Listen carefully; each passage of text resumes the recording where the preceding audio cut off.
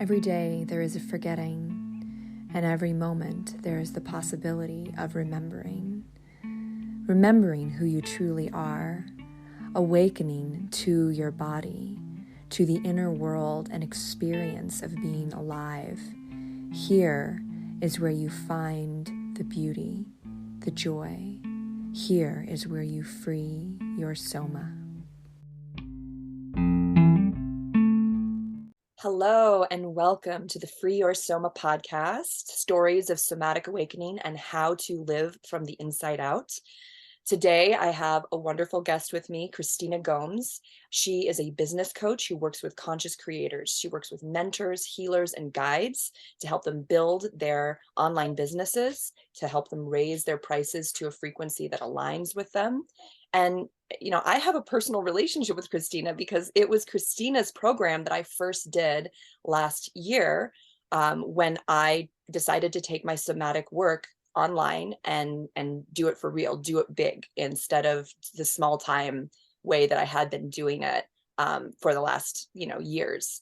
So I'm really excited to be at this point in my process where here I am with a podcast interviewing the person who mentored me in the beginning of my I guess coming out as an entrepreneur, right? So welcome, Christina. Hi, would you like to introduce yourselves to our audience? Yes. Wow. That was such a great introduction, like mirroring of what it's really about. But yeah, I'm Christina Gomes and I identify as an artist, as a singer-songwriter, as a traveler, all sorts of things. And I know we're going to talk about being a whole human today. And the hat that I wear most often that I really love to wear is this entrepreneur hat and mentor for other entrepreneurs. I love what you said about going big. And I might just change my whole Insta bio right now. I help people go big. Simple as that. Awesome. Yeah, I mean, it was such a process for me to even, we were connected on Instagram for years because we met at a festival in the Arctic Circle. In the very top of like the world, we met at this festival and we were both working there. Well, kind of working. It was like a very wild, haphazard kind of environment. So, as best as we could, we were serving at the festival.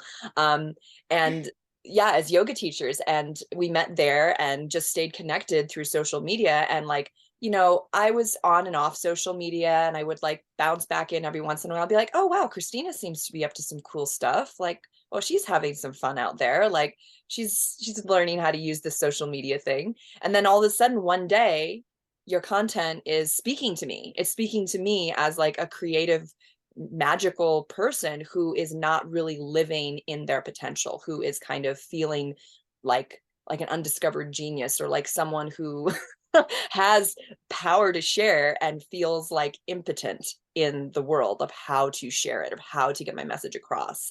And so it was like you were speaking to me and I was like, damn, like she's right. Like I do have something to say and I want to say it, you know? And yeah, and so there was a whole process even after I I what's the word? I enrolled. I sent like I filled out the whole form, the application to work with you, and then I got cold feet. And then you had to like walk me through weeks actually of conversing with me to get me to like basically do what I said I wanted to do. And I thank you so much for that now. Um, but yeah, maybe you can say something about that, like, having me suddenly this person you met, because this probably happens all the time. Someone you met once upon a time steps into like your waiting room, basically, right? And that process in which you're helping them to overcome their anxieties and their fears and their insecurities about making this big step in their lives.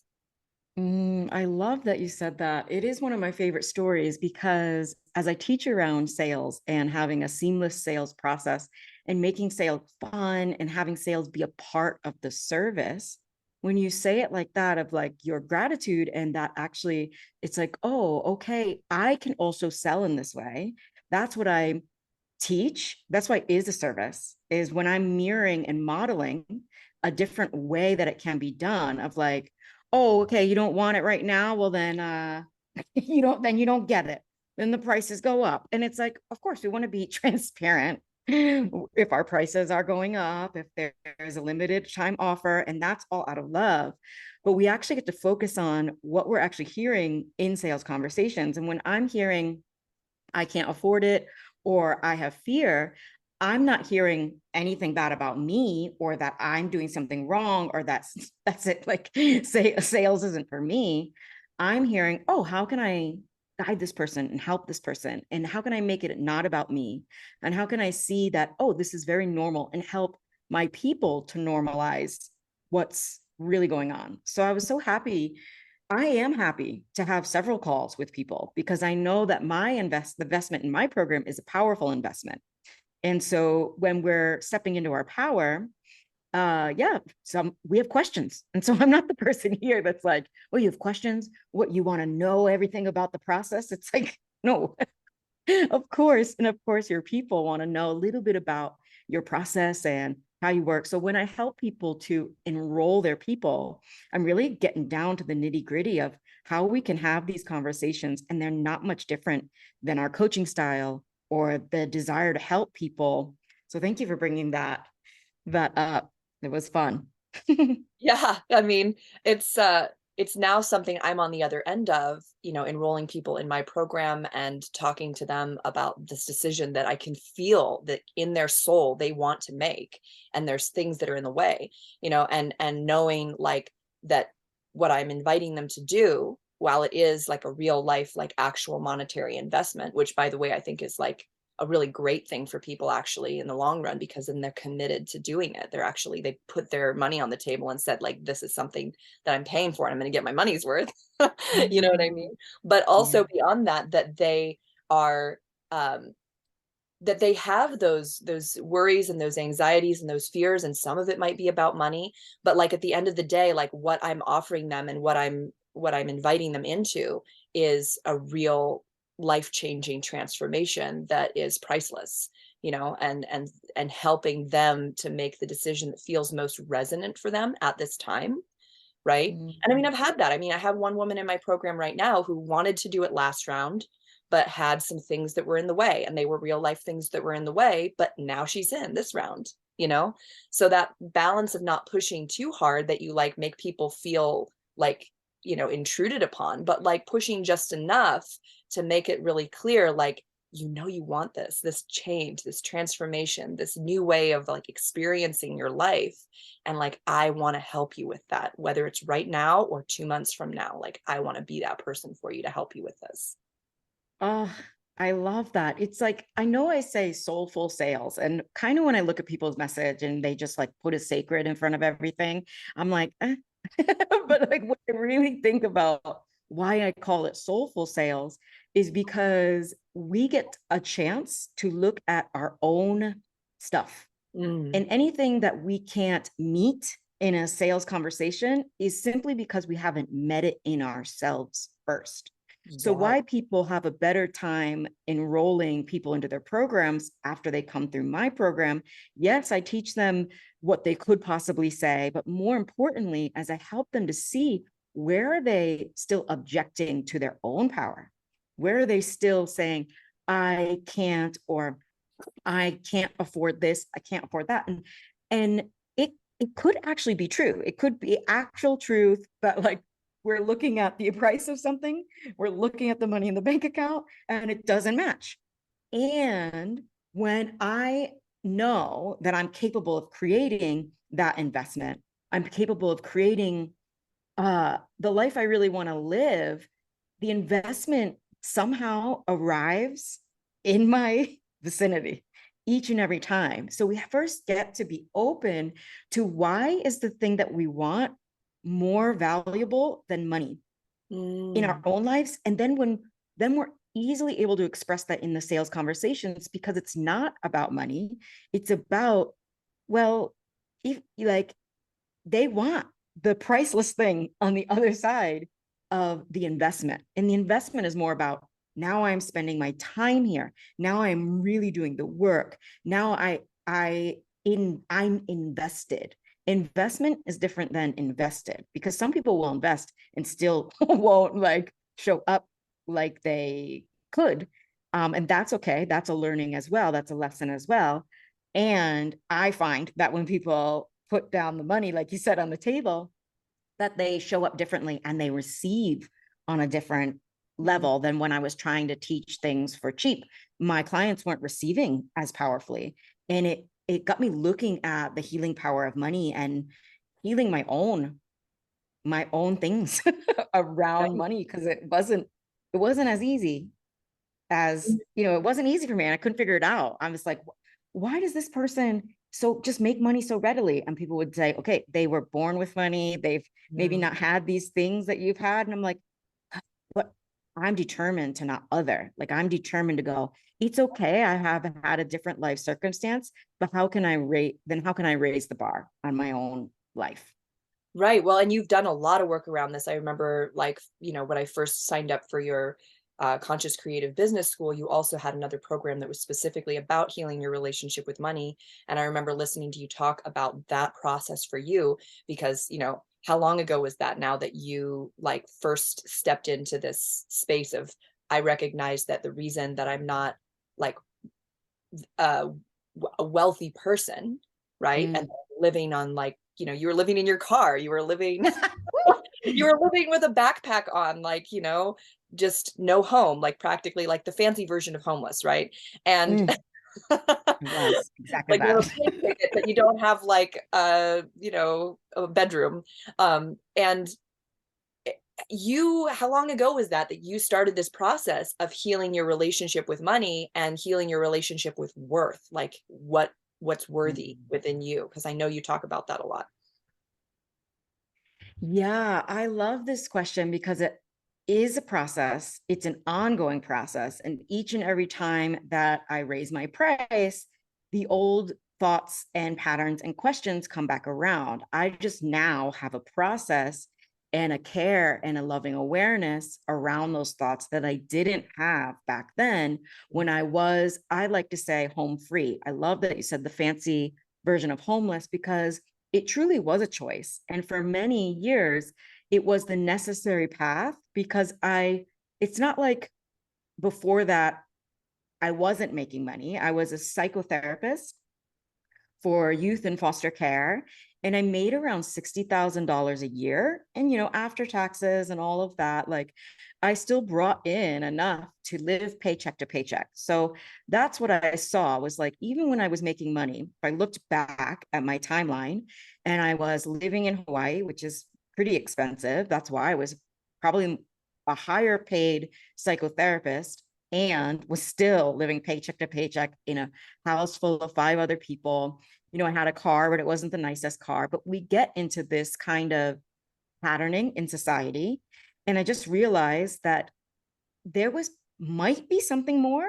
I hadn't been like in the spirituality world yet. I just started going to yoga as a place to like heal my body, not also my spirit. And so I was like, okay, the little bits of yoga that I was learning, I was like, I feel like there's something more. I'm just getting the tip of this, what life is really like. And so luckily, I'm hearing luckily, luckily, I was stuck. I was stuck because my job wasn't a bad job. It wasn't like I was doing bad upon the world or like, really like down and out or in rock bottom. I was just like casually low grade depression, drinking on the weekend with my friends, like just waiting for some military man to scoop me up and marry me. Like I lived near a military base. Like we were going bar hopping. And I was like, dang, like I'm in my mid 20s, like it's got to change. And so I got a wake up call from the universe and I got attacked on the job. So I Mm. kind of had no choice. It wasn't like this thing that I like just were like, oh, I think I should heal my money things. I got like kicked out of my life. I got kicked out of my job. I couldn't go back to Right. work. Yeah. So I took some time off and I started studying myself in the science and holistic philosophy of yoga. And I said, I want to travel. I want to live my life. I want to be free.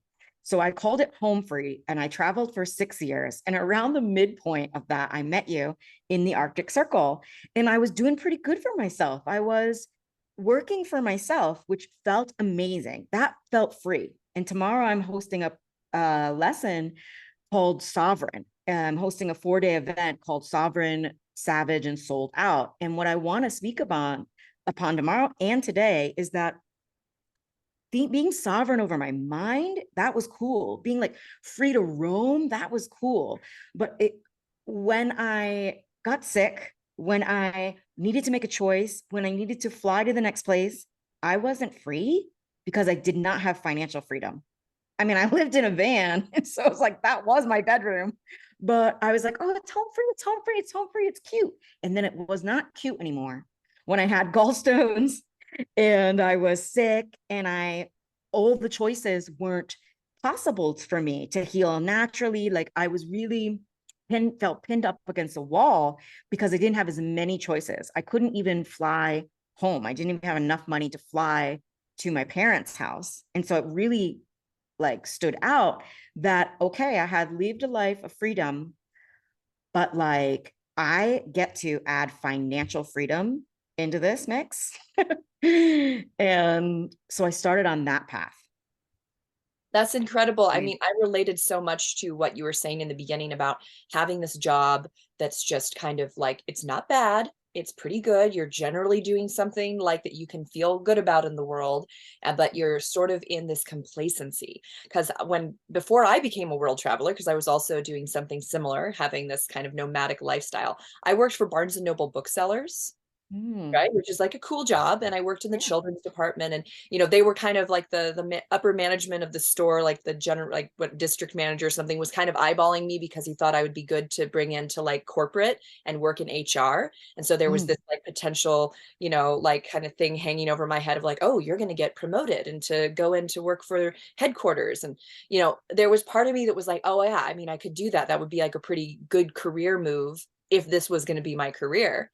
But like you, I was really not satisfied with that, like that being the end result of like my time. I had also discovered yoga and was really interested in pursuing that. And when I went to my yoga training, I met all these people who were traveling the world teaching yoga. And I was like, that's what I want to do. I don't want to work for HR for a corporation. I want to travel the world and have that freedom. And so I feel like in so many ways, like what you've just described mirrors my own experience, and that limitation that you ran up against. It was like, I'm free, but, mm, and for you, it was a money thing. And I mean, for me, at some point, it's become a money thing too. Like I've realized that I had blockages there within myself, which is part of why, I listened to you and I joined your program. As like, she's right. I do have blockages about this, and it's personal work that needs to happen in me. For me, the limitation that happened while I was in that process traveling, and I met you kind of right in the middle of when all of this was going on, was the pain in my body. The pain in my mm, body, even though I was a yoga teacher and I was traveling the world and I was doing all this stuff, there was like a tension, and maybe you can relate to this, that like ongoing changing your environment, right? And stressing your mm, body has an impact on your nervous system, right? And I was mhm, living with my nervous system toned up in addition to like injuries and past traumas that were in my body that were making me feel not free. I was mm, not feeling free in my body because I was in pain every day that I woke up. And mm, that was actually the catalyst for me to go into somatic education, which is something I'd already known about, but I had not decided to go for it. I wanted yoga to be my thing. I wanted all these other things to be the thing, but the mm. thing ended up being already there Yeah. and the thing that I really needed to get that freedom back in my body. So I love that you shared this, because these limitations that we come up against in life, they lead us into deeper healing. They lead us into our next level offering of what we're here to give to the world. Yeah. Oh my goodness. I just wrote down scared of healing because this morning I had another realization and I shared it with a friend in a little voice note, having a little conversation, because this friend is where I was a few years ago, where it was a realization of like, yeah, sure, I've left the system and like I feel free from that, and that's lovely.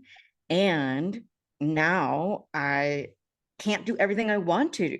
I can't do everything I want to. And that brings pain in my mind and in my body. And actually, the pain in the body was these gallstones. And with gallstones, they say you got to go to surgery. Everything we researched, even my yoga teacher, I was living in an ashram in Thailand at the time, living with my yoga teacher. And even my yoga teacher was like, what did the doctors say? Mm-hmm. And so I'm like, wow, I'm going to have emergency surgery in a foreign country. Um, this is serious. And I need to be able to have more choice than this. And I was living in the ashram. Yes, I was helping and volunteering, and it was lovely. And but it brought me back to that same place when I was working, was I was still working for her. I was still under her kind of rigid rules, and it was very yogic, and it was dogmatic yoga, and it was like, these are the principles of yoga and you can't veer around it. And me as a creative, I believe that this is why these little balls were created in my gallbladder, of like little Mm-hmm. stored up things that I never got to say, little stored up ideas that I knew were brilliant. Like you'd said, that genius, this undiscovered genius that I knew were brilliant, but I was just waiting for someone to discover me. I was waiting for someone to pluck me from the street and be like, wow, you can really sing. Here's an album deal. Or wow, you can really teach. Here's a school. And that was even what was happening, was I was being bred. I was being groomed, primed to teach yoga in her way. And there were so many things that I was resistant to, because my design is not to work for someone else. My design is to express freely and be fully expressed. So I realized quickly, slowly, that these balls, these gallstones, these stones stored in my gallbladder were from me not making choices for myself and not having the means to be able to make the choice. So I gathered as much money as I could, and I went and I moved to my mom's couch. Like, I'm at this point 30 something. Like, I'm no longer mid 20s when I left my first job. It's like free trial. Now I'm mid 30s and I'm living on my mom's couch. Like, and like I like made the best of it. I was like, hee hee. I'm like, this will be the story. This will be the story I tell someday. And like, look at me now, I'm telling it. But the point about the healing of the money was like, I don't want to make what we do sound like we're only doing it for the money. And it's like, we are, and we get to create things and work completely for ourselves. And be able to do that, we need to be fully resourced. So I switched from kind of like these low cost courses to this high value offer. But what took me so long, kind of bringing this full circle, was me actually being scared of freedom, the full freedom and time. Like, what if my nervous system was regulated? What if I was just chill and I had so much space like I do now? I have so much space in my calendar right now that like I get to actually do my self-development practices. And now when I don't do the morning walks, or I'm not taking care of myself, there's no one else to like be like, I grew up poor. Like, there's no one to blame. And not that I blame myself anymore, but like I really get to face my patterns, face my shit, and go, Great. well, there's support around. I know I've been here before. And I was scared of that, actually. So it kept me in this loop of not earning money, because if I was truly financially free and I did have all the space in my calendar, then I would have no choice but to empower myself and grow. And that can be scary. Oh, totally. Yes. Facing your shit is not like an easy thing by any means, right? And it's easier to just like avoid it somehow, which is human to avoid hard things. But it's also human to be courageous and Mm, to really go for what's going to satisfy your soul in the end. And mm, I can totally relate to that. I had an amazing coaching call from one of my guides where we looked at like if I'm holding on to this whole story of things that happened before and then all the emotions and the upset of those things that happened, like what is the purpose of like my getting stuck in the past and stuck in this little pattern? Like what does that really do for me? Well, it keeps me in what's familiar. It keeps me in what's safe, because who would I be if that story didn't trigger me? I would actually Mhm. be free to just step into now, into right now, and be the person who's not like attached to that noise. And who that person is who's not attached to that story or that noise of, who's to blame, right? For me being, not who I want to be at this moment or whatever, right? Mhm. It's it's unknown. I don't know who that person is. I don't know who that Amy is yet. And that alone is actually scary, just unknown, just not knowing how to go about being that person, how it is to show up as that person. And I feel you like in this entrepreneurial process, like, in order to sell, I guess, myself as the product. I mean, we have our tools, we have our techniques, we have our methods, but at the end of the day, like I hired Christina Gomes because I hired you as a person, not just Mhm. because you had like a cool website, right? And so Mhm. for you or me to show up as our full authentic self so that people know what they're purchasing, so that people can want to work with us, that's scary, that requires showing up as yourself and not as some imagined perfect, you know, identity that you would like to be, right? I love that. I wrote down deeply love yourself. And I was actually also speaking of fear and healing. It wasn't that I deeply loved myself, didn't love myself. Or like people would be like, wow, you're one of the most confident people I've ever met. And what I was afraid of what that meant, or like people are just gonna think I'm just arrogant, people are going to not be able to relate, people are going to say, well, she can because she's so confident. And it's like the confidence was built. And it's almost like whenever I say I love myself, I jokingly like whisper it like, yeah, like I really love myself. It's like not how dare we let the people know that how much we love ourselves when they're still working on it. And so that has been the process too. And this is why being mentored, being coached, being guided has been the greatest gift of my life, because how am I to hold space for someone who's on the edge of the deepest empowerment, self-love, fullest self-expression possible if I am hiding from my own self-expression, or I am, saying that I'm available to hold space. And it's okay, actually. Like I want to say everybody gets started, and like we can only bring people as deep as we are willing to go. So why I continue with my growth and development, I'm in self-development programs as well as business programs that infuse self-development within them. I don't think you can have a business program that's just like, I mean, I guess people try, but it's like you're always going to come up against a human as a human question about how it's making them feel.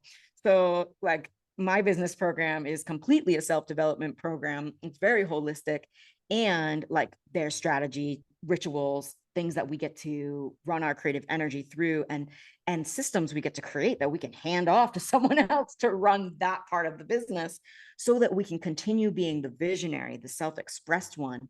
And when you're in that place, you must take yourself deeper if you actually want to be a great mentor, because people are going to come to you with a problem. And it's okay if you haven't heard of that problem, but exactly what I said in a sales conversation, you can only meet someone in the place that you've been willing to go. And if you're like, no, not touching that with a 10-foot pole, not touching my relationship attachment style, not touching this, not touching that, then when they come to you as the mentor or guide, they'll just be that kind of block, that rigidness. And it's also okay to say, I don't know that just yet. This isn't what I specialize in. Let me get you a referral, or let me get you this book to read, and let me help you as best I can. I do really believe in that. And that's why it's important to uh, immerse yourself in your own self-development if you want to be doing that for others. Yeah, well, and what a powerful like process it is to get mentored from someone else. And because, you know, when I think back on the one-on-one sessions that we had together, you know, I faced a lot of self-doubt, but also just like general confusion. And Mm, you're sitting there on the other end, on the other side of confusion, kind of knowing what it takes to get this mm, thing really going. And that is kind of what you're speaking to right now, that you had gone through something similar to me that I was in. I was in it, and you were on the other side of it going, I've been there, and let me reflect to you what I see, what I feel, right? So much of like what we do as guides and as coaches is reflect what the other person is experiencing so the other person can see themselves, right? mm, And you did that so beautifully for me. I still remember some of our conversations that were kind of like little light bulbs going off. And it was like, oh, it wasn't even like, oh, Christina's so great. Like, yes, Christina's great, but she mirrored myself to me. mm, And like, oh my God, like that was in me. Like I have this thing to share, and she's helping me to discover it so that it can take form, so that it can take flight. Right. mm. And so Ooh, that's something that, you know, as the work that I'm doing now as a somatic educator, it's quite different because we're working with movement, we're working with movement patterns. There's this kind of mechanical process that I'm taking people through. At the same time, just like you said, in any kind of like coaching or, you know, learning environment, people are going to have stuff come up, and that stuff comes up. And, you know, maybe 5, 6 years ago when I was doing this somatic work, you know, it would have been confronting or triggering for someone to have like a big emotional release, or to mm, talking about their relationships with their family members. And I'm like, dude, I'm just doing body work, like, you know. But mm, now, because mm, I've done so much work in those areas of my life and I see them as related to my somatic practice and the somatic work that I do with my body, it's like that stuff shows up and I'm like, yeah, I'm there with them. I'm here with mm, you. Like that is part of this process of unlocking the tension and the spaces in your body that have blockages. There's memories held there. There's mm. experiences. This is a full, you know, process of healing when we start going into things. And I mean, you can probably relate that even to just, you know, the way it shows up for you when you're on like a coaching call. It's showing up in your body, it's showing up in your mind, it's showing up in your emotions, it's showing up in all of you. Mhm. Whether we're working with like a, you know, working with kind of more just like talking, or whether we're working with moving, it's going to show up in all of you. Ugh, yeah, what the light bulb moment that I had in hearing you speak is that a lot of people feel like their business is marketing and sales. And that if they could just get this marketing thing and learn how to sell, that their business will be fluid. And I deeply believe that your business is made in the delivery. Mm, yeah. And so, and then it becomes your marketing gets so much more simple because you get to play with different ways to show what it's like to work with you. And then it's a nice combination because, like what you said, is we are hiring people for who they are showing up as. And if you combine that with how you know that, like you said also, of we've been there before. So it's like, yes, it is about me. And sometimes people hire me because I have cats, or um like like I'm this way, or I've been through this, or I'm a traveler. So that, but they know that I'm going to be able to relate to them, and I'm going to be able to offer them something that's going to be more personalized to them, because business isn't just marketing and sales.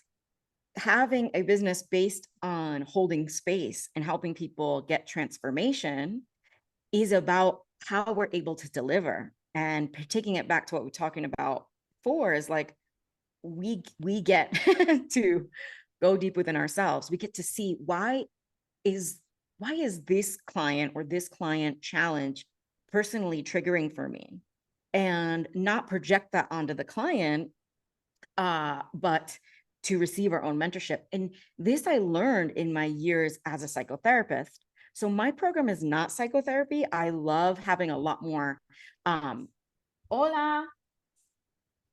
Oh, I'm working.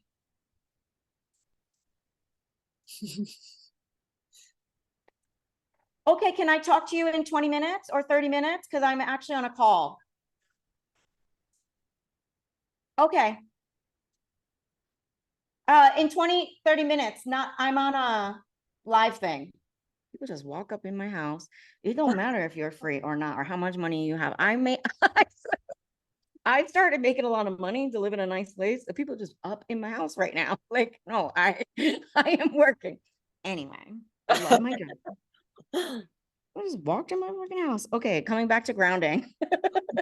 So why that is particularly triggering for me is boundaries. Mhm. Yeah, yeah. And me not being able to people not following them. Anyway, where were we? I don't know. You're welcome to edit this out or leave it. Like No, I'm yeah, having a great time. I mean, I think that like the thing that came up here is like we don't know what's going to happen. Just like on this call, like you didn't know someone was going to walk up in the house. We don't know what's going to happen on and the somatic session, on the coaching call or whatever. Things happen, and yeah, we might get triggered. Like there have been moments where I'm like, oh, I can see that something that I said or did like triggered someone that I'm speaking with, and then now I'm getting triggered, and I have to catch myself and Mm, walk back, right, and come back to my center. So the idea is that it's not that like we, reach this level of like perfection and we don't get triggered anymore. Like, no, we do. And we just learn how to manage it in a more graceful way and come back to our baseline more quickly. And then, if we're still holding on to it after the call or after the time or whatever, we're resourced enough to have places to sort it out and really get down to like what the gold was in that moment. I mean, for me, I'd also get like kind of like have these like territorial moments or something in my own environment.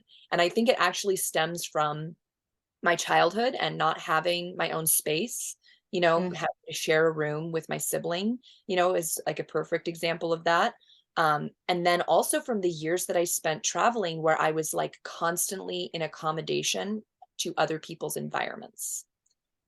And mm. that was like really exhausting too, right? To like always be in someone else's environment. Right. And that's what we were talking about earlier about having to work for someone else, or now I'm in an ashram. And if I don't cover my shoulders right, I'm being scolded. And it was like, hey, listen, I'm a sexual being. I am a free, expressive human. I do not jive with really having too many rules. And so I run my program like that as well. And I loved what you said about catching being triggered, because there's different than when a boundary is actually violated. Like right now, I'm still like, yeah, like somebody's walking into my house. Like it doesn't matter if I live in an apartment. Like I know that we don't have the same rules in Guatemala as like the wild, wild west as we do in the States, but like in the States, like people can't just, even policemen need a warrant, so like some like boundaries and um kind of agreements and things, they're not necessarily bad. It's how we relate to them and how we really want. So in creating our own programs, we get to actually I come from a real place of freedom and empowering my people to recognize that they can do whatever they want. And this is probably the biggest coaching that I give again and again and again, is like, I can guide you. I can even give you a strategy plan. We can co-create a strategy plan, but I want you to know you don't have to do it like me. Like you can do this however you want. Be exactly who you are. And we're not going to do it perfectly on a coaching call. There will be things that trigger us or things we haven't met. And some people are so afraid of meeting a question that they can't answer, or that they don't know how to answer in the moment, or blanking out, that they become paralyzed to putting themselves out in their marketing. Because who will they be if they start marketing and people actually want their program? And then oh my goodness, if they don't have an answer. And you can see it just happened for me. I'm like, what was I talking about? Who am I? Where am I? Like, like I will do that on a coaching call, and people find it entertaining, and it gives them so much permission, because I know it's going to come back. And if it doesn't come back, it's fine. Or if it comes back later, I might message the people later and be like, here was the end of that uh, story. And it's all doesn't matter really. In a long form, high value container, we're building on things. There's going to be a nugget of wisdom for someone, even in this talk that you said, that I said, that changes the trajectory of their life. And that's what we're looking for. We're not looking for this, for me at least, this huge emotional release every time. If it happens, it happens. And some of the most phenomenal shifts for my clients happened in the subtleties and in the Right. times where they took what I said, integrated and applied it in their own life, not on the call. Right. Yeah, in that stillness, that space in Mm. between interaction, in between the peak experience or something like that. I've been thinking about that a lot in terms of we, especially when I was younger, and maybe, other people can relate to this, I would focus on these peak experiences as being like the most transformative thing. Like that's why I was so into like really intense yoga and stuff, is I wanted to have this like burst of chemicals experience because I believed that was what Mm. changed things. But what you're just now speaking to is really a more developed like perspective, which is that it's actually in our little daily habits and the way that we apply things in subtle ways that make the most long lasting changes over time. Like I could have some intense emotional like release in a coaching call with somebody, but then basically almost feel like re-traumatized and have to like Mm. do a whole ton of like self-care for days and days afterwards. And maybe that would shift, my belief systems. Maybe that would make some changes. It could.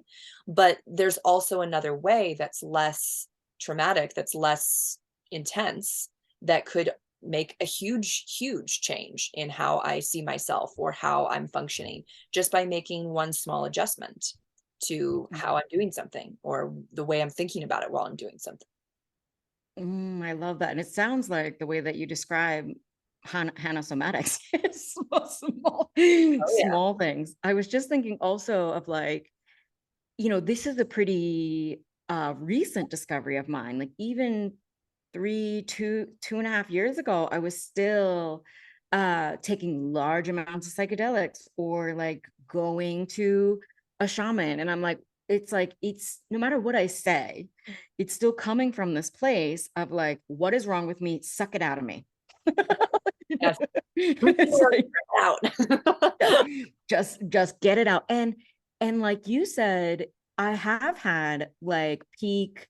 I mean, I smoked the most powerful psychedelic known to man, 5-MeO DMT, and it took me months to recover from that experience, and it was fine. Like I'm capable of anything, and a lot of times we go into something with the best intentions of healing, and the true healing comes from the small, Mhm. subtle adjustments. And the only kind of thing for those of you out there that are creating programs or guiding people in the subtle realms is then our work is about reminding the people where they came.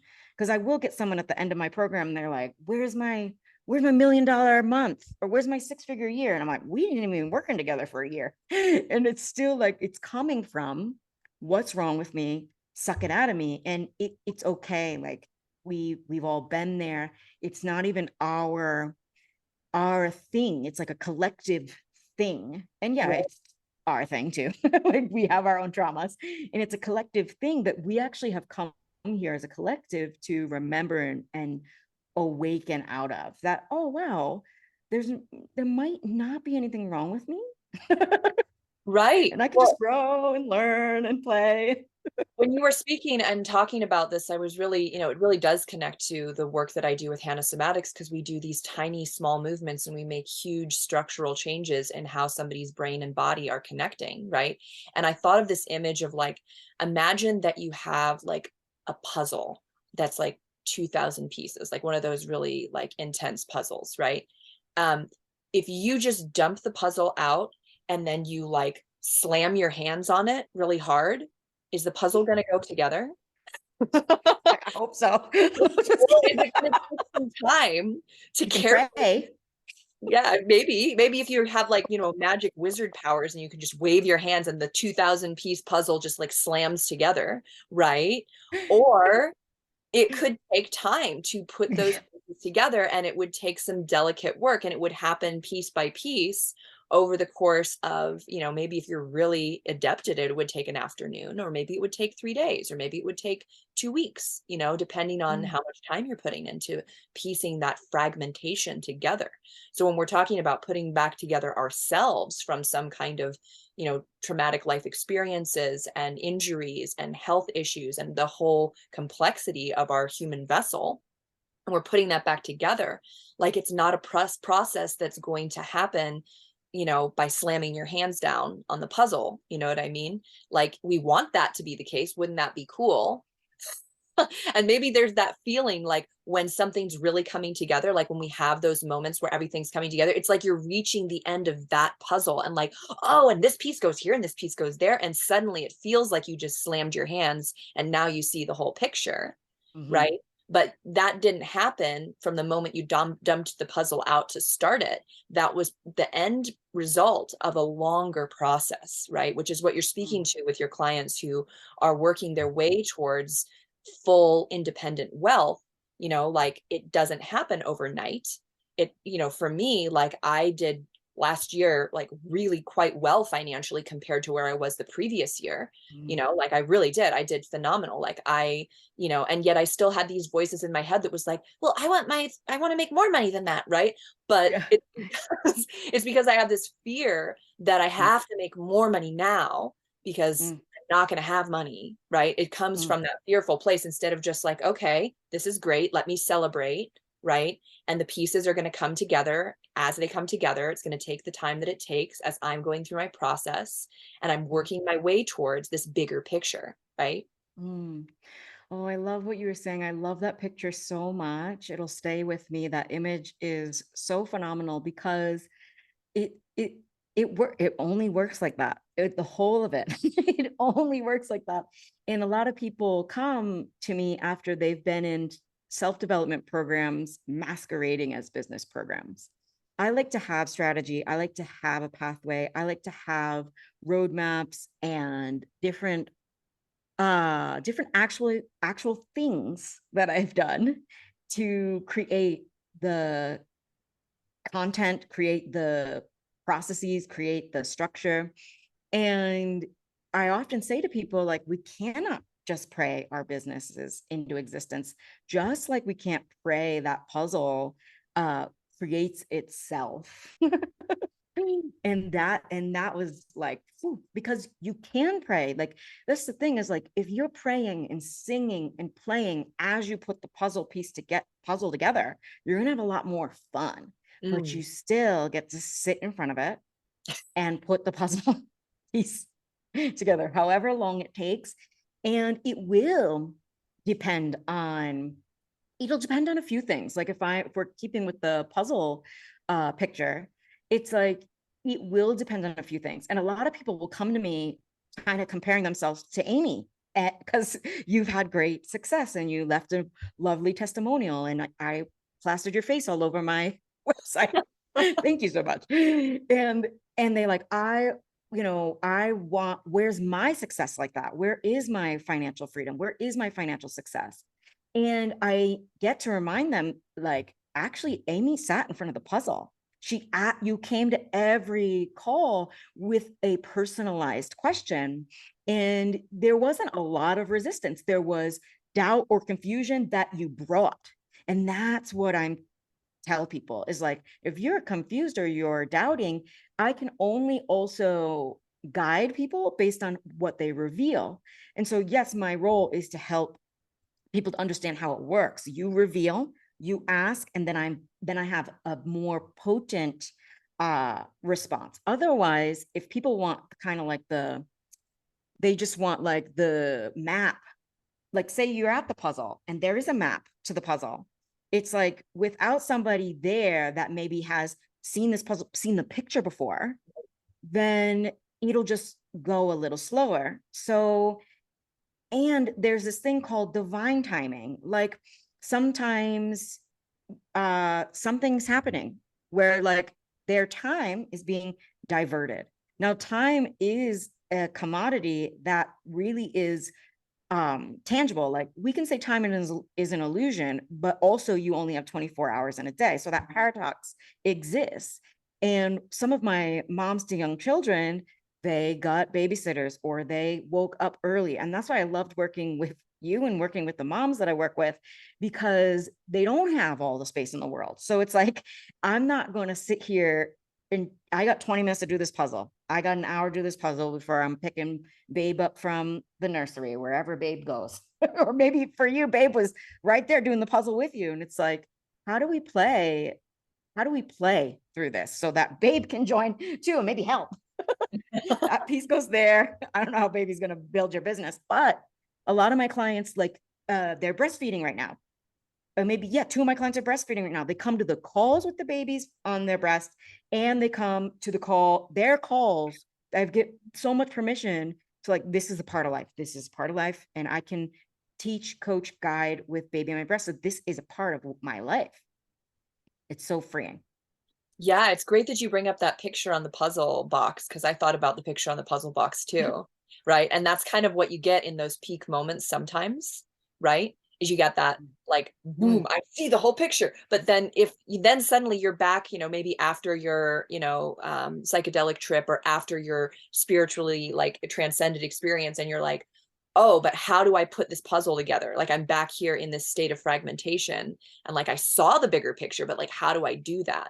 And how we do that is by like living our lives, right? And living our lives with that puzzle, like in our consciousness, that picture of what we are really looking for, what's really possible for us. And yeah, like being a mom and thinking about what I really want to be possible for my life, for my son, for the way that I want us to live, like I have to keep that, like, I think you call it the why, right? Your why.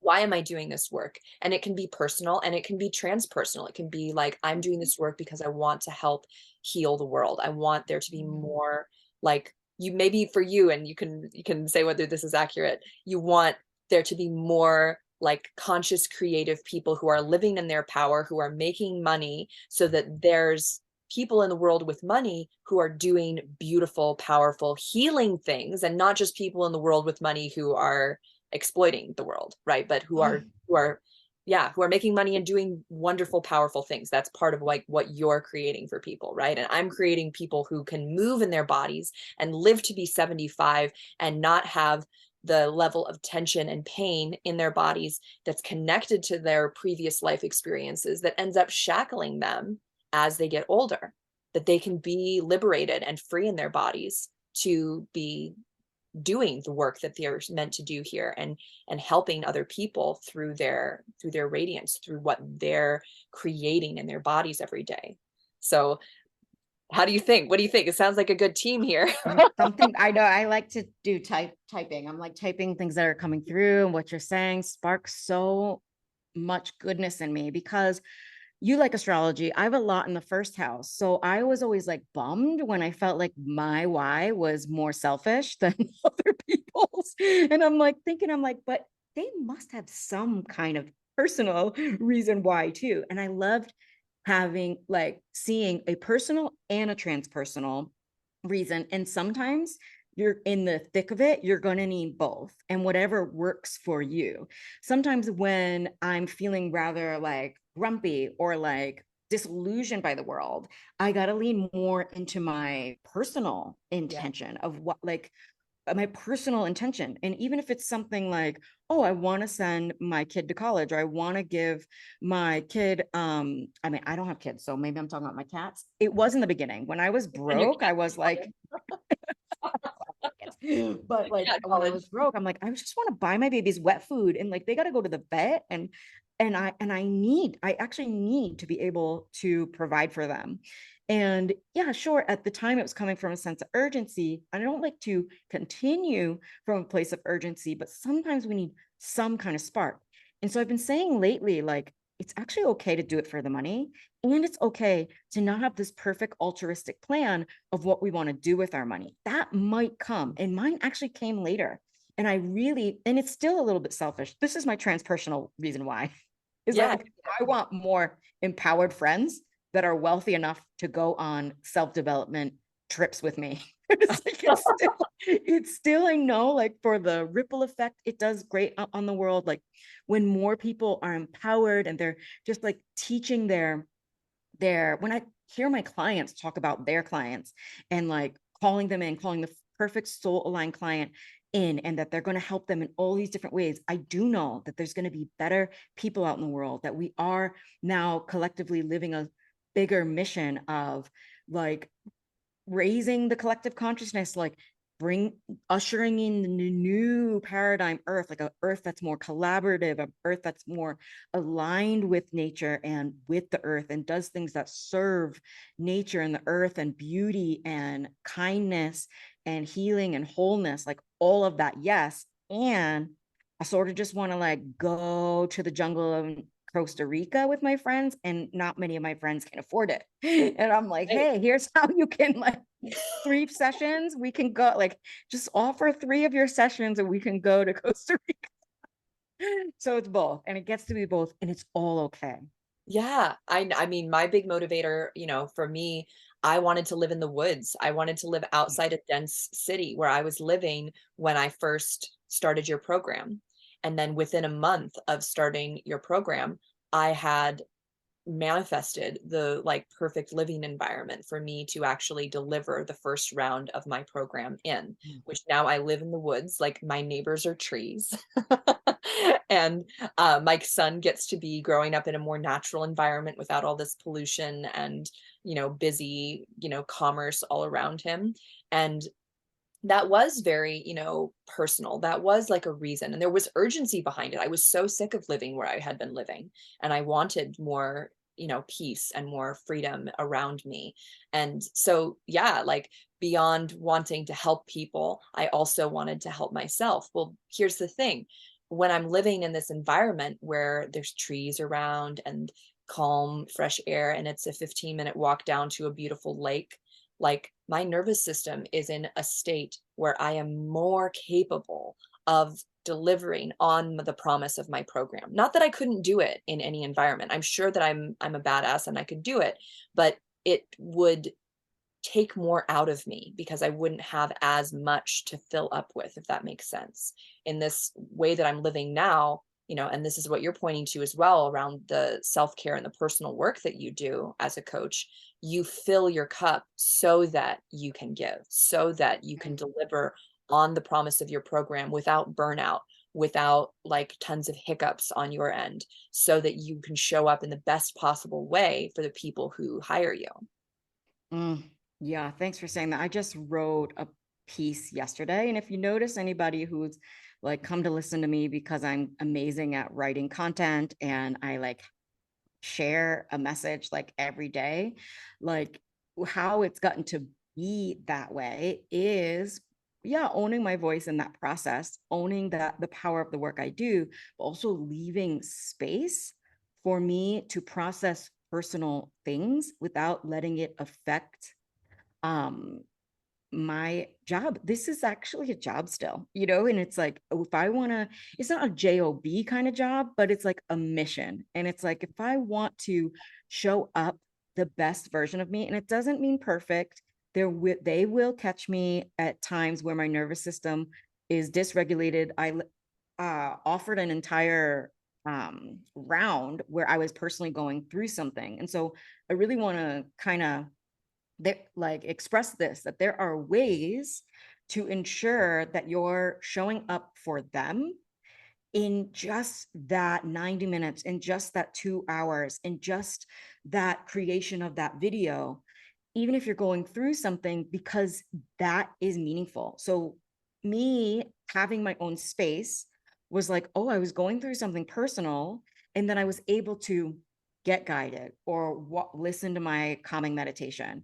And also, it is possible, if this is your soul's mission, if this is the thing, is like I'll just kind of say what happens to me, because this might not happen for everyone. And I don't want to like kind of be like, oh, you need to be a channel or a psychic or like this perfect, like blank slate. It's not really possible, but it becomes more efficient to like deal with your own things. But as soon as that camera turns on, I wouldn't say, the piece I wrote was like, yeah, my ego is kind of not there. Like it is. I laugh like Christina. I joke like Christina. I have all the same stories, but I don't have the same pain. Like Mm. my pain body can chill on the side. And when if I want, after even this conversation, go pick it right back up. And today was one of those days, like I got into just a little bit of a spat with one of my friends. It's a very close friend, and I want to handle these things as a conscious adult. And it also triggers things from my past. And so I will find myself in the morning, it wakes up, and then it's on the tip of your mind and it's on the tip of your tongue. And it's like, okay, this is just a moment in time where I get to come back to myself, focus on myself, because I have a beautiful interview. But I know, and if you do this enough times, that having these kind of calls, having my sessions, gives me at least respite for Mm. those 90 minutes where I'm running that healing energy through my body, where my ego, yes, it's here. Yes, I'm me. I have a personality. I'm funny. I just got mad at the human that walked in my house. What if I was naked? What if this was a naked call? Like I will now I have to go speak to him about it. Like that came up for me. And it's like, okay, we're here now. We're doing something else. We're actually living our soul's purpose now. That's what this time is for. I'm welcome to be a bumbling, imperfect, like angsty, full of full of whatever emotions after the session. Yeah, I can relate. I mean, that space is what I loved about teaching yoga, because Mm, I'm doing that, I was doing that before, and now I feel like I'm doing it on a different level where you come into it and you are more in your embodied highest self, and the mm, pain body, all the other noise kind of quiets down for a while. It goes into the background and you can pick it up later.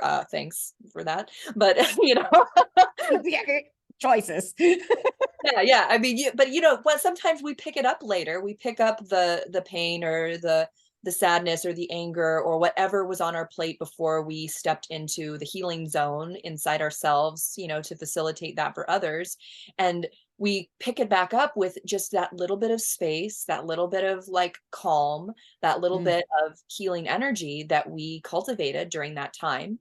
And it makes it so that that pain is maybe a little more manageable, or that mm, situation is a little less um, desperate, or whatever, because mm, we've had that respite, as you said, we've had that space, and we've experienced the power of presence, being mm, fully present for other people. I mean, that's really like the whole ethos at the end of the day with yoga is about service, right? Like what fulfills human beings is yes, our own personal goals and our own like personal needs, like that's part of it, but this feeling of like real satisfaction comes from service. That's one of the tenets behind a lot of ashrams, etc.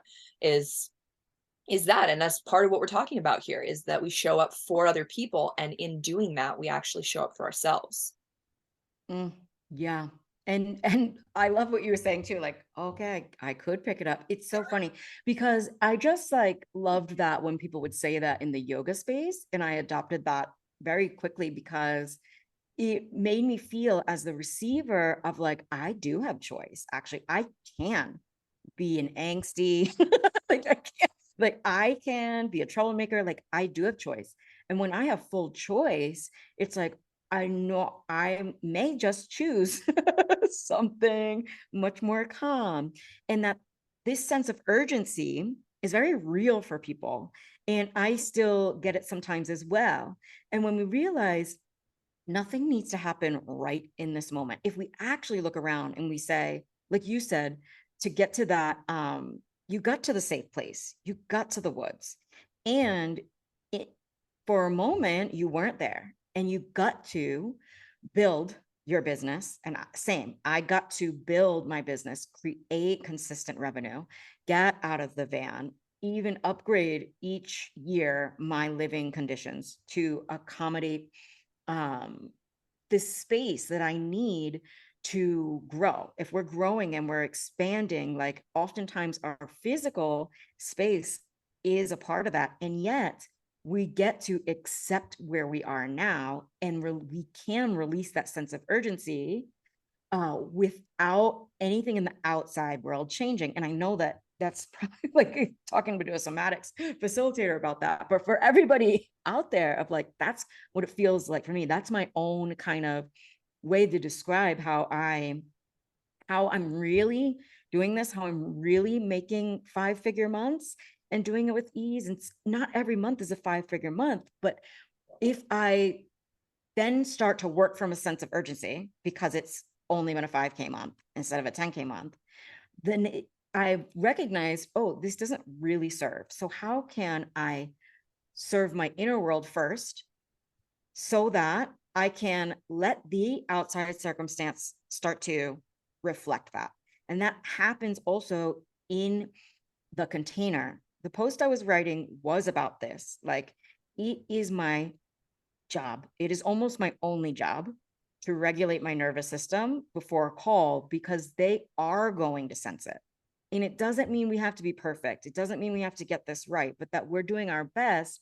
And sometimes I'll be transparent. Like if something, I was on a call with someone else and somebody transparently said this of like, yeah, my kid just like broke something, did this thing. And he was like, I just want to take this moment to ground together because I'm in it too. And I was like, oh, right. It's like, here, this is the moment. Let's all get into the same space together. You did that before our call as well. It's like, oh, this is where yoga is really great. Even when I'm a business coach now, it's like, it's all yoga. It's all presence. And there's different layers of it. And I can always go back to my old patterns, but most likely I'll choose not to. Well, yeah, and I mean, sometimes it's like the old patterns just show up and then you get to deal with it in a new way. I did this recently on a coaching call that I had with my group program. I arrived to the call and we were doing a check-in and I was like, me first, because I Yeah. need to tell you guys what's been happening, that I went through a lot of stress over the month of December for a whole bunch of different reasons. My dad was having some major health issues, ended up in the Mm, hospital on Christmas Eve. There was a lot going mm, on. And the response that my body had to it was that my quadricep muscles just like squeezed really hard and didn't let go. And I was somatically releasing them and then the stress would come back. And so I had to like I had to change how I was practicing my somatics. Like basically I was frustrated. I was like, I turned my quads off and now they're back on again, and I was like, well, how would I work with my client if this was happening for my mm, client? What approach would I take to help them release the stress that's showing up in like their quadricep muscles? And so I ended up like telling the people in my group, like, hey, like I've been having pain in my legs for the last like 3 weeks. And this is how I've been working with it, and it's been frustrating. And I've felt, this feeling, this pressure to be perfect, to be this, somatic educator who doesn't have any pain in her body. So I can be like marketing that. But that's not like the real truth of it. The real truth is that pain still comes up and that I, as a somatic educator, am empowered to deal with it. But I can't just deal with it like it's maintenance. That's kind of what I realized. I was like, right now I've been through a lot of stress. This is not just maintenance time. mm, This is like, therapy time. This is like, how do I like treat my leg issue in like the best possible way time versus mm. just what I practice as maintenance for my everyday experience. And it's Wow. amazing because, you can probably think about this in terms of the other personal practices that you do. There's maintenance, and then there's like go time. There's like next leveling up time. And those are different times. So coming from this like, leg pain that I was having, and, thankfully, like it did diminish when I started treating it like I needed therapy with it versus just maintenance. Um, I have just decided to keep my somatic practice at a really high level right now because I Mm, was like, no, this is go time. I'm going to be launching the next round of my program soon. I have this incredible group of people. Like I am going to step it up a notch. And so again, that catastrophe, that pain, that trigger of my thighs squeezing and the stress, it actually brought me to a next level in my personal healing process. That's what those things have the potential to do, right? I love it. And you're modeling. Like what I'm realizing now and taking into all of my programs is I'm not certifying anyone as a coach. And how I have actually became a really great guide and coach isn't just from going to psychotherapy school and remembering the things that I learned from a book. It was being modeled to me every time I received, and being modeled to me what not striving for perfection looks like. And I was just hearing like, there are seasons in our health, there's seasons in the world, and there's seasons in our business. And some people come to me and they feel they thought it was going to be go time. And then something happens in their personal life. And I get the opportunity to support them and remind them that this is the season that they're in and that they deserve support through any season. And Mm, maintenance is often the hardest part. It's like, okay, you can have a huge launch, but can you repeat that? And a lot of people that haven't gone through my program, that don't have a process for launching or don't have a process for uh, where and when they want to show up and what they actually want to say, that really leads to filled up programs, is they might get great success, but they don't like understand how their business runs. And mm. so I want to ensure that everybody that comes to see me, that they understand how their business runs so that they can repeat that success if they want to. And, or maintain it. Like we don't have to be growing all the time, actually. That's true. And that's, I mean, very similar to what people get in my program is they learn the maintenance piece because like you said, that actually can be the hardest part. That's Mhm. just for me where I'm speaking in my process is that I'm at this point become Right. very good at maintaining my somatic practice. That's Mhm. where I'm really good. And so I have to be reminded by my body that there's also like therapeutic time that's more than just maintenance, right? That's like for leveling me up to the next experience or dealing with a specific issue that comes up.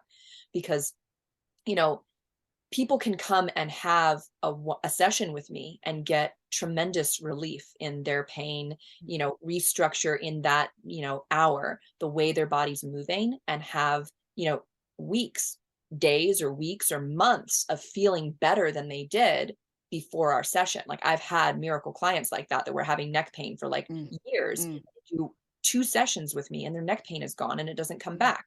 That happens sometimes. At the same time, that person is not necessarily learning this as a skill, right? The mm, skill of somatically releasing their body, the skill of launching their program, right? They're mhm. not building that as a skill if they just have one session with me, if they just come to one of your master classes or listen to some of your content. It's from that training to become adept at how to do this and to be able to maintain a practice of doing it, whether it's the Mm, practice of writing content, the practice of going live and putting your face out there on the internet, yeah, the practice of tuning in to where the tension is in your body and then knowing how to release it, how to let it go. I wrote, we're humans who are practicing these principles as well. Yeah. Yeah. And that's the deepest healing.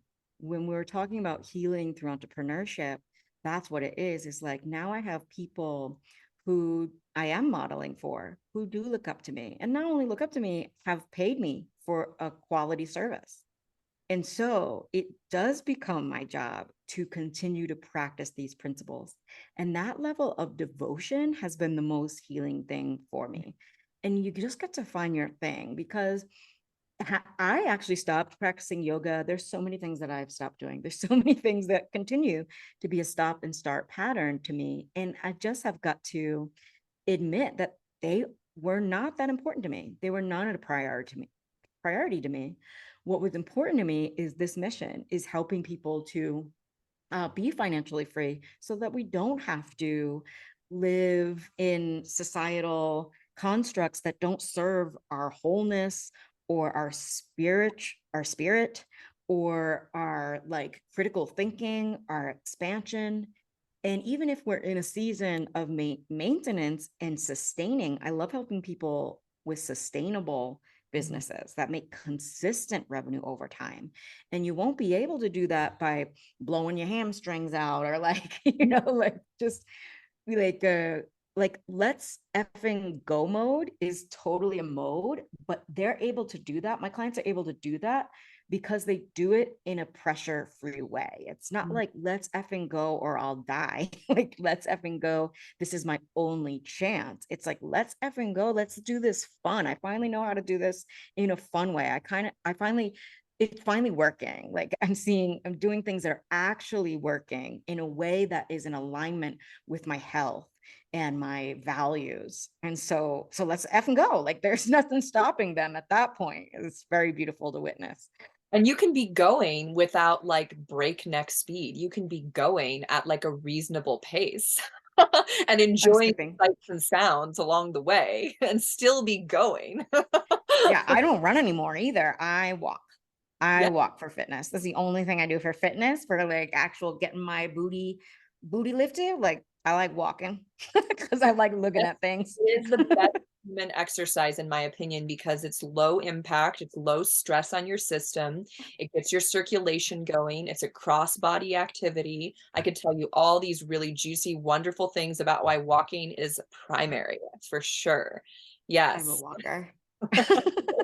So before we close out our talk today, I would love for you to share with us a story of your transformation process, like anything that comes to your mind about, where you were.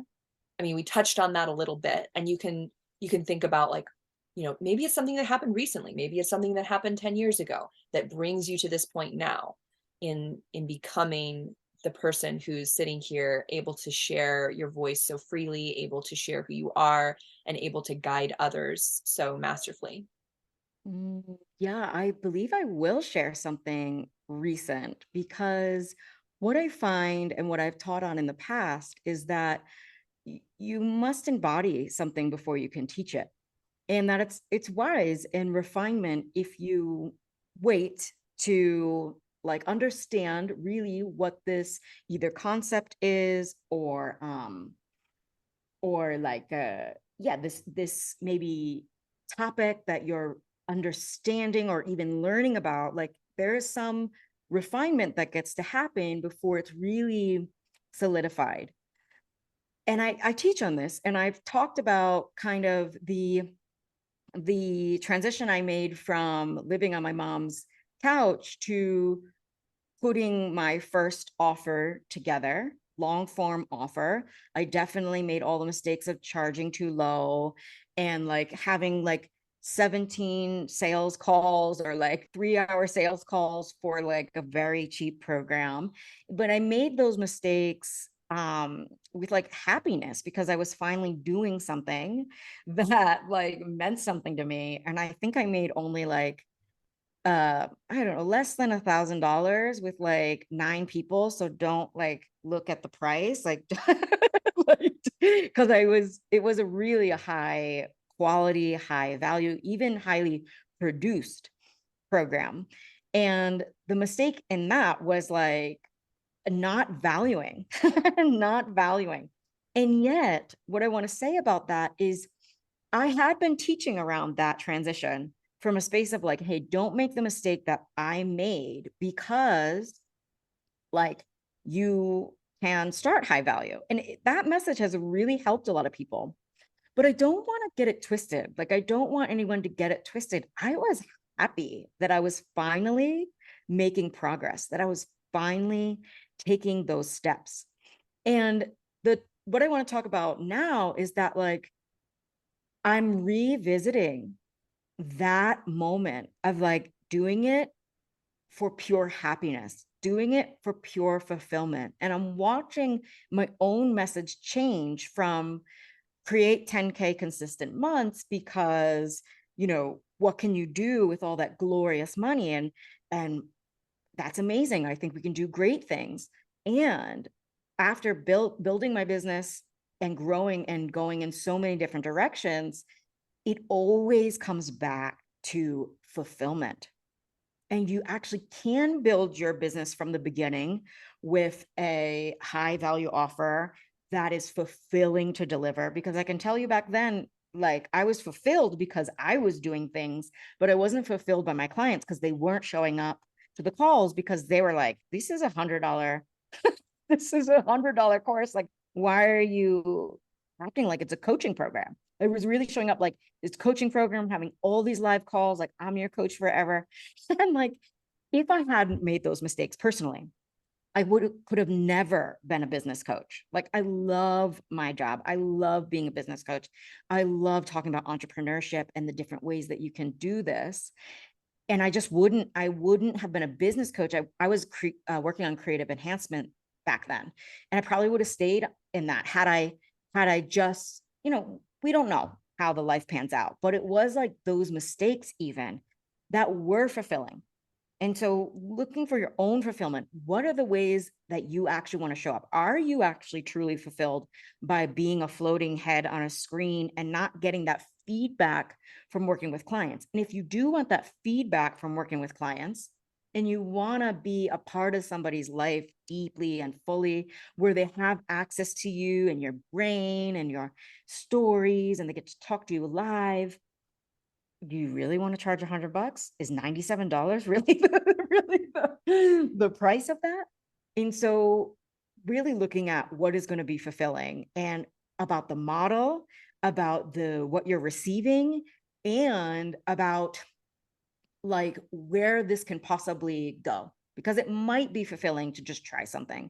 And I'm welcoming that rather than being like, you must, like, no, I never tell anybody what they must charge, but I'm really proud of the people who charge right off the bat a great price like you did. Like you didn't waste any time. And I got to remind people that as well, of like, why did she create a great revenue month? Is she wasn't charging $1,000. She wasn't charging just $1,000 for her potent, powerful work in the world. It was more than that. And as the results show, it's worth more than that.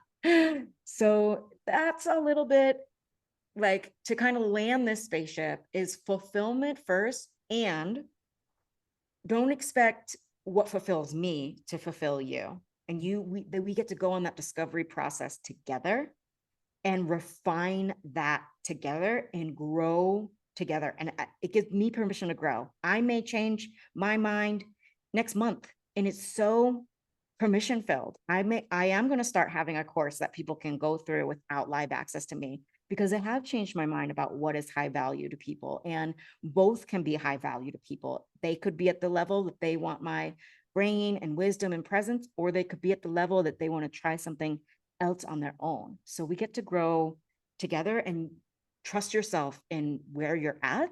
And if you don't want a mentor, then maybe your mentor has a course. No, I'm back full circle with that. Right. Yeah. I mean, uh, fulfillment first. You had me thinking about how I was in, and I think we tend to think of things as like binary, like I'm either fulfilled or I'm not fulfilled, or I'm happy or I'm not happy.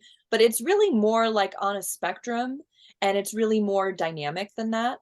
And so you can be fulfilled to, let's say, if we're looking at like, the 100% model, we're fulfilled 45%. And that's actually great, because whatever I was doing before, I was only fulfilled 30%. So I just went 15% up in my fulfillment level. Uh-huh. That's That's great. good. I'm feeling good. I'm feeling jazzy. Wait, like there's actually more that needs to happen for me to feel more of that fulfillment, raising my price to something that actually attracts the people that I really want to work with. Right. Right. Oh, now my fulfillment has gone up 75. Right. Wow. This is great. I'm reaching a new level of the joy and the capacity for like fulfillment that I can experience in my body. Right.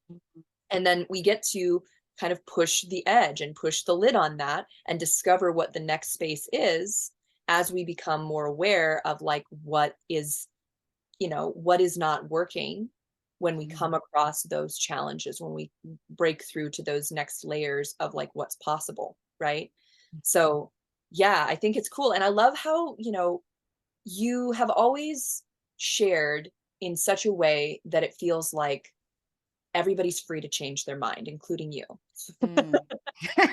Right, Like you right. say things that are like really like wow, okay, great. But you also have this humor, you have this way of like kind of challenging even yourself as you're saying it to be like, but or this could be different. We could decide that something else works. Like you have that freedom in your expression where it doesn't feel like things are fixed. And I think that's really powerful for people because, a lot of us when we're in it, we want the answer, the answer. We want there to be one answer. We want like binary, Mm, right, wrong, good and bad. This is works, this doesn't work. And that's actually not how reality works. mm, And so mm, I appreciate that about you. I appreciate when you talk about how you used to think this and then you changed your mind and that there's the possibility you could change your mind again. And, mm, to me, that just feels transparent. That feels fun. That feels like it reminds me that I'm not like fixed as a person, that I am constantly in a state of developing and becoming and discovering. So thank mm. you for that. Thank you for that voice of like kind of playfulness.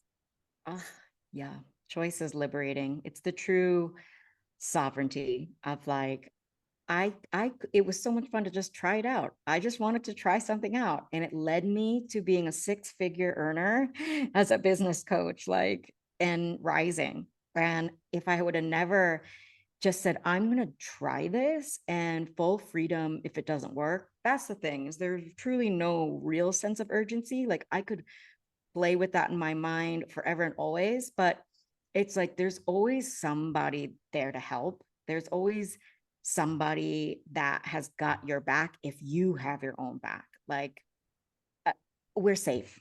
We truly are safe. If you look around, no matter your circumstances, unless you're not safe, but probably people who aren't safe aren't like going to the going to the podcast like, hey, let's talk about expansion. There, where there's levels and varying degrees of safety, but what we're talking about in our own expansion and rise is that we are actually safe, and from that level of safety within the body, we can create wild amounts of things that weren't possible when we were searching for safety, not recognizing it. Oh, it's in me. It's in my nervous system. It's in my thoughts. It's in my words. It's in my deepest breath. It's in your And it's in your spine. uh, It's in my soma. It's in my soma. I believe it. Oh, thank you. As a triple Libra, choice is liberating. And it's also the paradox of that is that our world is full of too many choices. And so what I like to say is they're like searching for the answer, that it's okay to be seeking. That's a yogi, like we seek. And like it sometimes isn't about like who exactly, like the mentor has to be this perfect person that's gotten all this results that you want. And in my choice to just go like, I'm going to work with someone, that one's good, great. Like, and making powerful choices for myself has been the thing that empowered me to know that I always have my own back.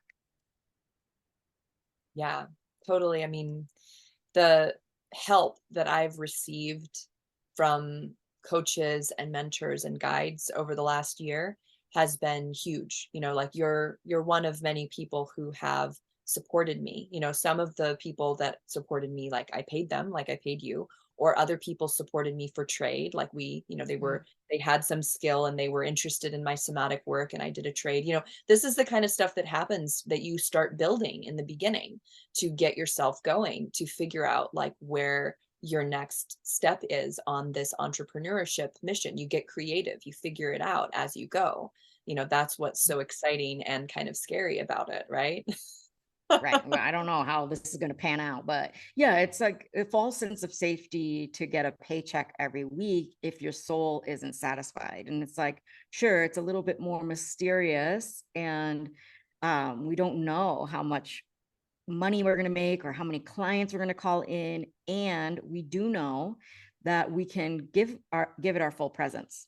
And that's what it is for me. That's what I teach my clients. It's like, you can you can get distracted in whatever you want. It's fine. Like maybe it's not a distraction. Maybe it's guiding you to the perfect exact place. And we just do get to build, we got to build something before we can grow it. And a lot of people just want the consistent 6-figure years, just like to poof from banging their hands on the table. And I actually show you like some options so that it will come. Like it's Yeah. here for me now, but not because I didn't go through the same thing that everyone gets to go to, of just like trying things out, being curious, playing, failing. Also, it does sometimes it doesn't work.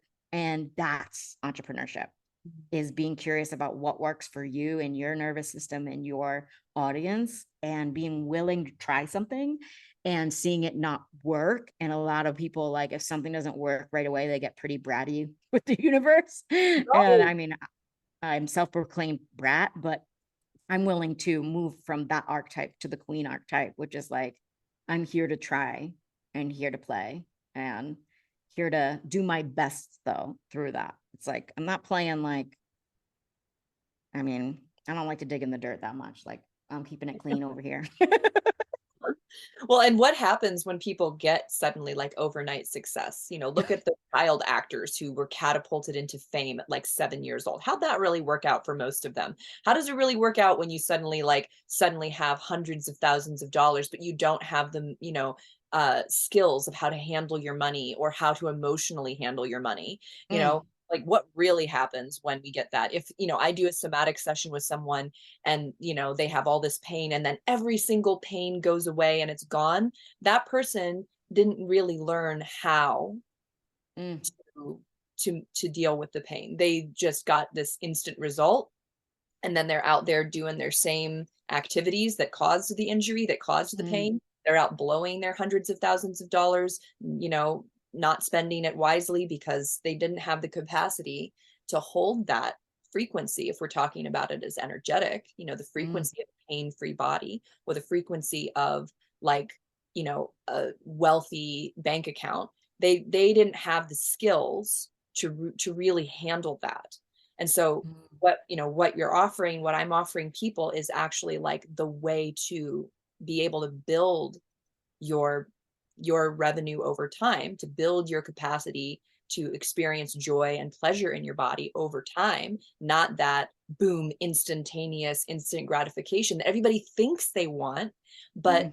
it it's not, sometimes it's you get what you want and it's like that's actually didn't work out so well. Right. And everything's a lesson. Like I'm performing magic now, and I'm like, my magic teacher says, like, actually don't be careful what you wish for, because you're gonna see like you're actually gonna see what you are capable of and what you can hold and handle and sit with, and that'll be fun. But like, yeah, some people would say we are that powerful. Like if we wish for something and take steps, like we are going to get it. So we might want to be supported and have someone to ask questions to, and like have Right, someone on right. our side to be like, no, this is normal. Yeah. Sometimes when you get what you want, it's a bit too much. Right, right. It can be very like messy or, yeah, I mean, think about it. Just like any change in our perception and paradigm can shake things up a lot. And so Mm, having that help, having that resource is so powerful and so important. So thank you for the work that you did with me. Like it was mm, really profound. It really helped me be, you know, creating the life that I want to live. So thank you. I mm, loved having you on the podcast today to get to share like just some of what you do and some about you with our listeners so that they can kind of get a window into the possibilities that come with this concept of healing through entrepreneurship, of mm. actually doing the internal work that it takes to create the dreams and the visions that we have for our lives. Thank you for having me. This is so fun. I always enjoy our conversations, especially at this level. I loved being your coach, and I really, really love being your sister and collaborator and co-creator. It's so, so fun. Absolutely. Well, we'll definitely check in with you, maybe have you on the podcast again later as this develops, as in maybe on the second season. of my podcast as I grow this as a consistent practice in my offering and my sharing of, my methods and also the methods of other really powerful, folks out there like you. So thank Thank you you. so much.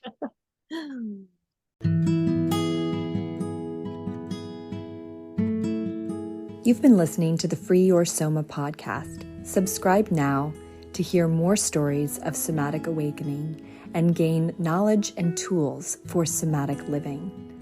If you'd like to learn more about me, Amy Takaya, Hannah Somatic Education, or the Radiance Program, please visit www.freeyoursoma.com.